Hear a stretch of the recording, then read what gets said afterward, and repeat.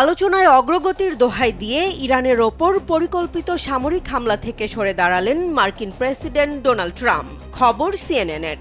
Saudi যুবরাজ মোহাম্মদ বিন সালমানের উদ্বেগের মুখে এই সিদ্ধান্ত এলেও দ্রুত একটি স্থায়ী চুক্তিতে পৌঁছানোর শর্ত দিয়েছেন তিনি।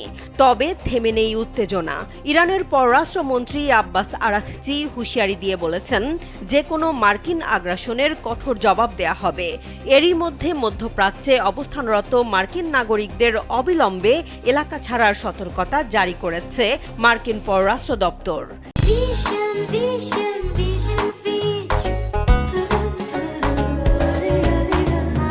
একই সাথে সংস্থাটি সম্ভাব্য ফ্লাইট বাতিল, সাময়িক আকাশপথ বন্ধ এবং যাতায়াত বিঘ্নিত হওয়ার জন্য প্রস্তুতি রাখতে সতর্ক করেছে।